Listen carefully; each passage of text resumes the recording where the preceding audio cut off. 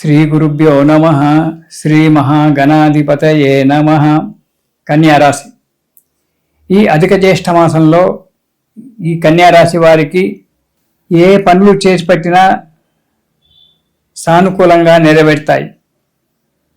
కానీ డబ్బు అధికంగా ఖర్చు అవుతుంది లేదా మోసపోవడమైనా జరుగుతూ ఉంటుంది.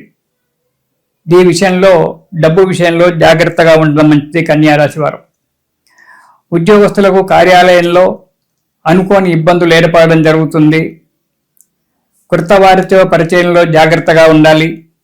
అనుకోని ఇబ్బందులు ఏర్పడుతూ ఉంటాయి. వాటిని తట్టుకునేటువంటి యొక్క మనస్థైర్యాన్ని తెచ్చుకోండి. కొత్త వారి పరిచయంలో కూడా జాగ్రత్తగా ఉండడం చాలా మంచిది కన్యారాశి వారు. వారి వల్ల కొన్ని ఇబ్బందులు రావడానికి ఆస్కారం ఉంది కాబట్టి కొత్త వారితో పరిచయాలు జాగ్రత్త. వ్యాపారంలో ఆశించినటువంటి యొక్క లాభాలు రాకున్నా మినిమంగా మీకు డబ్బు రావడం అనేటువంటి జరుగుతూ ఉంటుంది. కొన్ని విషయాలలో నష్టపోయి బాధపడవలసి వస్తుంది కన్యారాశి వారు. ఈ నెలలో ప్రయాణాల విషయంలో జాగ్రత్తగా ఉండాలి. పెట్టుబడులు పెట్టడం ఈ నెలలో మీకు మంచిది కాదు. ఎక్కడ కూడా పెట్టుబడులు పెట్టకండి, నష్టపోకండి. కానీ ఒక స్త్రీ వల్ల మోసపోవడం అనేటువంటి జరుగుతూ ఉంటుంది కాబట్టి జాగ్రత్త.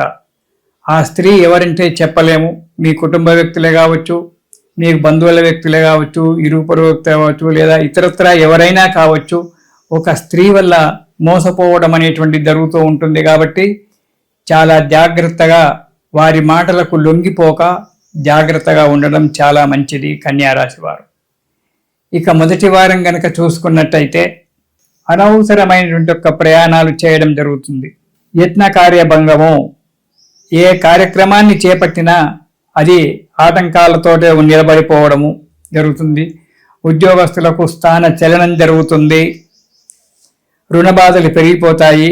ప్రతి విషయంలో ఆటంకాలు ఏర్పడి కార్యక్రమాన్ని భంగం చేయడానికి ఉంటుంది కాబట్టి జాగ్రత్త. ఇక మొదటి వారం కనుక చూసుకున్నట్టయితే సదా నిరుత్సాహము, ఎప్పుడూ నిరుత్సాహంగా ఉండడము, ఏ పని చేయాలన్నా ఇష్టం లేకపోవడము జరుగుతుంది. అన్ని కార్యక్రమాలలో ప్రతి విషయంలో ఆటంకాలు ఏర్పడడం అనేటువంటి జరుగుతూ ఉంటుంది. కొన్ని పనులకైతే అనుకున్న దానికంటే ఎక్కువగా డబ్బు ఖర్చు పెట్టడము, దాని గురించి మళ్ళీ రుణాలు చేయడము అనేటువంటి ఉంది. వ్యాపారస్తులకు భాగస్వాములతో చాలా జాగ్రత్తగా ఉండాలి వ్యాపారస్తులు. ఆ భాగస్వాముల వల్ల కొంత మోసపోవడము, ధన నష్టము కలగడానికే ఆస్కారం ఉంది కాబట్టి వ్యాపారస్తులు భాగస్వాములతో జాగ్రత్తగా ఉండండి. కలహాలు, విరోధాలు కూడా జరగవచ్చు. వ్యాపార స్థానంలో నుంచి పక్కకు తొలగిపోవడానికి కూడా ఆస్కారం ఉంది. ఇక రెండవ వారం కనుక చూసుకున్నట్టయితే అనవసరమైనటువంటి యొక్క ప్రయాణాలు చేయడం, దానివల్ల డబ్బు నష్టము, ఆరోగ్య నష్టము. యత్న కార్యభంగము. ఇక్కడ పని ఏదో పని ప్రారంభించి ప్రయాణాలు చేయడం వల్ల ఇక్కడ పని జరగక పని ఆగిపోవడము, దానివల్ల ఇబ్బందుల పాలు కావడము. ఉద్యోగస్తులకు స్థాన చలనము జరగడం అనేటువంటి జరుగుతుంది. ఎక్కడ ప్రయాణం మీరు అనుకున్న చోటికి కాకుండా వారి ఇష్టం వచ్చిన చోటికి మిమ్మల్ని పంపించడం అనేటువంటి జరుగుతుంది. వెళ్ళక తప్పని పరిస్థితి. రుణ బాధలు పెరిగిపోతూ ఉంటాయి.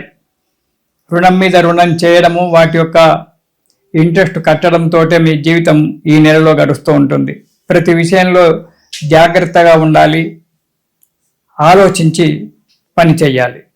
ఇక మూడవ వారం కనుక చూసినట్టయితే వృత్తి వ్యాపారాలలో మంచి అభివృద్ధి ఉంటుంది.